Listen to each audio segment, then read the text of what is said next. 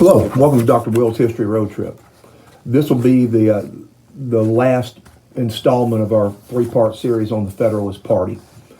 So, just to review, remember on the last video, we ended by talking about Federalist opposition to the War of 1812. The war was very unpopular in New England and the Northeast in general, mostly New England, because a lot of people made their living up there by shipping and trading. A lot of that was with England. Well, it's kind of hard to trade when you're at war with them. And New England was pretty Federalist. By this point, the Federalists were a regional party. They only really existed in New England by the time you get to 1812, 1814. Although, no, they had a lot of strength in New York and also in parts of Maryland and Delaware as well. The war was hated so bad in New England that Massachusetts and Rhode Island refused to let their militias join the national service. So when they tried to call up the militia of those states into national service, they refused to let that happen. So it had a big negative effect on them. Now, I mentioned to you last time at the very end that this discontent with the War of 1812, to an extent, played into the hands of the Federalists. There was a slight Federalist resurgence. They won more electoral votes in 1812 against James Madison than they had in the election before. They also gained seats in Congress that time, and in the midterm elections of 1814, the Federalists also gained seats. So they look like they're in a good position to make a comeback in 1816. Now, in 1816, if Madison doesn't run again, if he follows that two-term tradition that Jefferson and Washington had set down, then you're not running against an incumbent, a popular incumbent like Madison. So they've got a good shot. The problem is they screwed it all up. In December 1814, 26 Federalist delegates from the 5 New England states met in Hartford, Connecticut to discuss several proposals. This is known as the Hartford Convention. And what they're basically doing is showing up in Hartford, Connecticut to complain about the War of 1812 and discuss ways that they can deal with it and get out of it. What they did was they came up with some proposals for amendments to the U.S. Constitution. Most of these sought to limit the power of the Democratic Republicans in the South. Up to this point, every one of the presidents, except for John Adams, had been from Virginia. So the South was fairly dominant politically in the early executive branch and in Congress, and they view this as a problem. So here are the 5 proposals they came up with. Number 1, they wanted to prohibit an embargo lasting over 60 days. So no embargo that would last longer than 2 months, because that hurt New England very much economically when Jefferson did it in 1807. Second proposal, they wanted a constitutional amendment to require a 2/3 majority to declare war. They thought it was too easy for Congress to declare war. They wanted to make it harder, 2/3 majority necessary. And because that would have prevented, they would have had enough strength to block getting into the War of 1812. Number 3, they wanted to get rid of the 3/5 compromise. Now, if you'll remember, going back to your history classes early on, the 3/5 compromise was something they came up with during the Constitutional Convention as a way of counting slaves for representation. The South wanted to count all of their slaves towards the number of representatives that they got in the House of Representatives. The North said, no way. We're not letting you count all your slaves. It gives you an unfair advantage. They're not citizens. You don't treat them like citizens. But then later on, when they discussed taxing, and we never did it this way, but there was a proposal in the Constitutional Convention for each state to be taxed according to their population. At that point, the northern states said, well, now we want you to count all your slaves. So you have to pay more money. And the South said, no, you can't have it both ways. Well, the 3/5 compromise was a way to kind of get around that issue. What it did is it said we're going to count 3/5 of the slave population in each slave state towards representation. People get this wrong all the time. I hear people say this a lot today, that it meant that blacks were only worth 3/5 of a person, and that's ridiculous. Don't get me wrong. late 18th century, early 19th century, everybody would be racist by our standards, okay? But they're not stupid. James Madison's not walking around his plantation, looks at a slave and goes, oh, look, there's 60% of a dude. That's not what this is about. Actually, what the Three-Fifths Compromise does is it limits the power of the South while at the same time keeping them in the Union. If they had refused to go along with the Three-Fifths Compromise, South Carolina and Georgia probably walk out of the convention. And now how do you end slavery in those states? Because they're not part of the country anymore. It limits the power of the South while keeping the country together. The problem is, early on, it does give the South, and they're represented in the House of Representatives beyond what their numbers really are, the number of free white people. And as the country's starting to move west, new western states, new western slave states like Kentucky, Tennessee are being admitted to the Union. And in the North, they don't like the fact that these guys have that Three-Fifths Compromise makeup. They get to count 60% of their slaves towards their representation in the House. So the Federalists at Hartford want to get rid of that. And I just kind of went on that little rant about the Three-Fifths Compromise because I see this stated wrong everywhere. In media, in classrooms, everywhere. I'm not going to take a guess as to why. Maybe some people have an agenda. Maybe some people just have been poorly taught. But that idea that they're making it known that blacks are only 3/5 of a person is hogwash. That's not what the compromise was about. Okay, back to the Hartford Convention. They wanted a term limit on future presidents. That was a fourth constitutional amendment they proposed. One term limit. Think about it. You had Washington for 2 terms. You had Jefferson for 2 terms. You've now had Madison for 2 terms. All 3 of those are Virginians. They don't like that. And along that same line, you get the 5th constitutional amendment they propose here. No consecutive presidents from the same state. Well, that would have got rid of Madison, wouldn't it?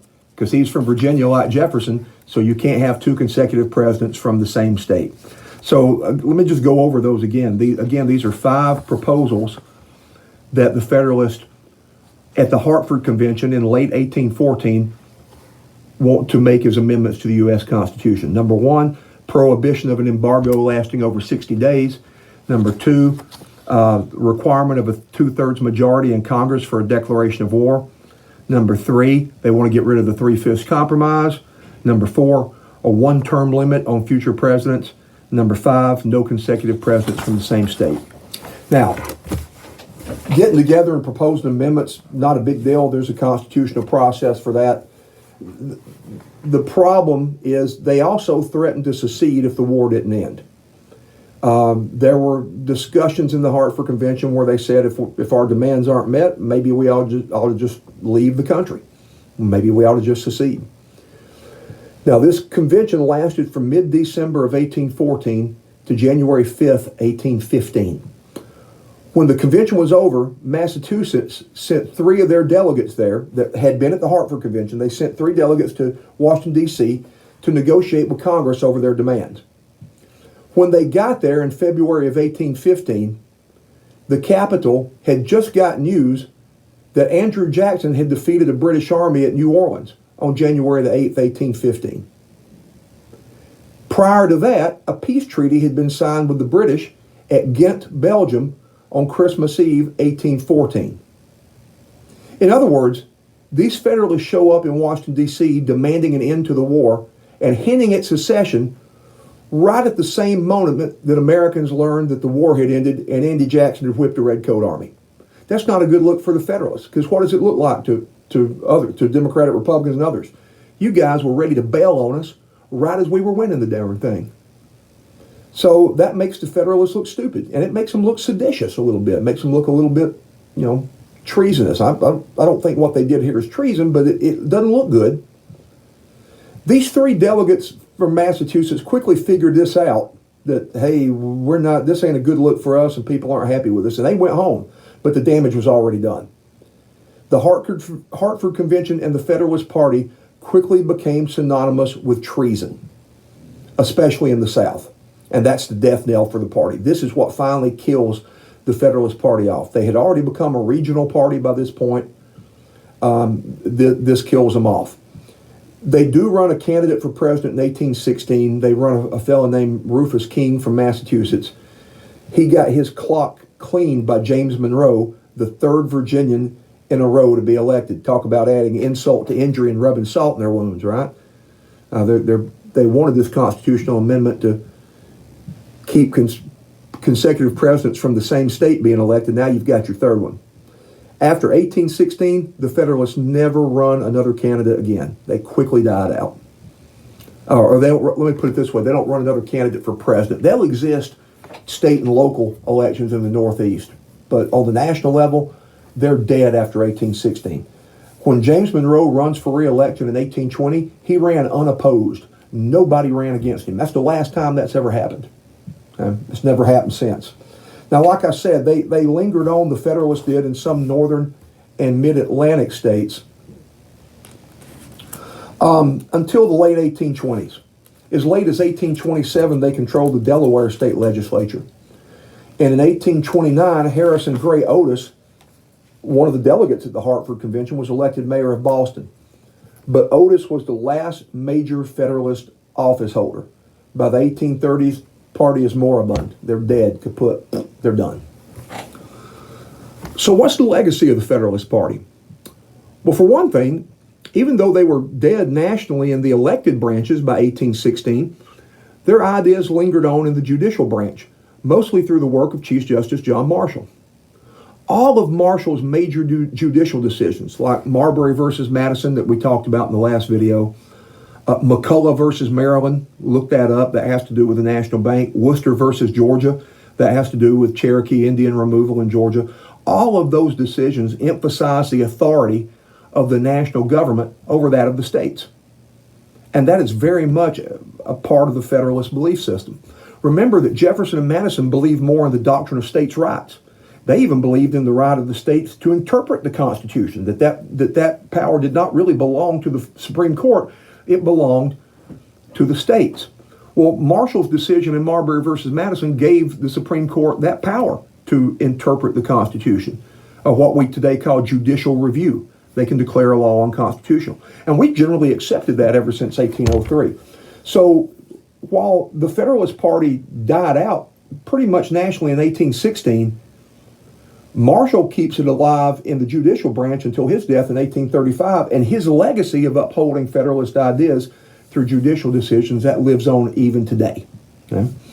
Now, here's another legacy of the Federalist Party. Even though the Federalists died out in the elected branches of the national government after the War of 1812, many of their ideas got picked up by young Democratic Republican politicians, particularly Henry Clay of Kentucky. And for a while, even John C. Calhoun of South Carolina, although Calhoun's very quickly going to return to his states' rights roots. For example, remember, one of the things that divided the two parties early on in the 1790s was that Alexander Hamilton wanted a national bank. They chartered a bank in 1791, and the way that law was written was that the bank was to run for 20 years, and then Congress would have to recharter it if they wanted it to keep going. So that means the bank came up for recharter in 1811, and when it did, Democratic Republicans controlled both houses of Congress, and the Democratic Republicans in the Senate blocked the passage of the bill. Which makes sense because, if you'll recall, the Democratic Republicans were founded to oppose things like a national bank. Well, then the next year we got into the War of 1812. And we quickly found we didn't have enough money to fight the war. Madison and Congress had a hard time raising money to fight the war effort, and it was almost a disaster. I mean, if you study anything about the War of 1812, we'll probably do a video on it, a series of videos at some point. It's an absolute disaster for the United States. Andy Jackson saves it for us at the end, but that's about it. Well, by 1816, younger Democratic Republicans in Congress, led by Henry Clay of Kentucky, passed a bill to charter a second Bank of the United States, and this time Madison signed it. That's interesting to me. Think about it. Madison originally opposed the Bank of the United States because he said it's unconstitutional. There's nowhere, he's a strict constructionist, there's nowhere in the Constitution that gives the federal government that power. But after fighting a war and struggling to raise money to fight it, he's changed his mind on it. Henry Clay winds up building a political career off of this, what he calls the American system. And his American system consisted of 3 agenda items. Number 1, he wants a national bank. Number 2, a protective tariff. And just to clarify our terms, a tariff, as you know, is a tax on imported goods. A protective tariff is a high tariff because you're not trying to just raise money for the government with a protective tariff. You want the tax to be so high that people won't buy those foreign goods, they'll buy American goods. You're protecting American industry. That's where the term comes from. So Clay wants a national bank, he wants a protective tariff, and then finally he wants internal improvements funded by the federal government. Now today we would call that infrastructure, things like roads, bridges, canals, that kind of stuff. Well, think about those 3 agenda items and go back to the original formation of the 2 parties. A national bank, a protective tariff, infrastructure funding. Does that sound more Hamiltonian or more Jeffersonian? Oh, that sounds more like Hamilton, doesn't it? That's the national government taking an active role in the nation's economy. That's something that Jefferson never was really comfortable with. So even though his party was largely dead by 1816, many of Hamilton's ideas lived on in Jefferson's party, a fact if he had been alive he would have doubtlessly gloated about. So even though the Federalists die out, many of their ideas make it over into the younger Democratic Republican Party. So this will end our series on the Federalists. The next time we'll pick up their opponents, Democratic Republicans, talk more about them and go on from there. I hope you enjoyed this little series, and I hope you're continuing to enjoy it. If you have any comments, please feel free to leave them. Send me an email. Make sure you smash that notification button so you get notified every time that I put up more content. Thank you very much for watching. I'll see you on the road. I hope you enjoyed this edition of Dr. Will's History Road Trip. If you like what I'm doing and want to continue following, please subscribe to my channel and click the notification button so you'll get updates when I post new content. Also, please consider supporting me via PayPal, Venmo, or CashApp. Your support will enable me to go to interesting places and film them and talk about them with you. Feel free to suggest locations that you might like to see me visit in the comments below. Thank you very much, and I'll see you on the road.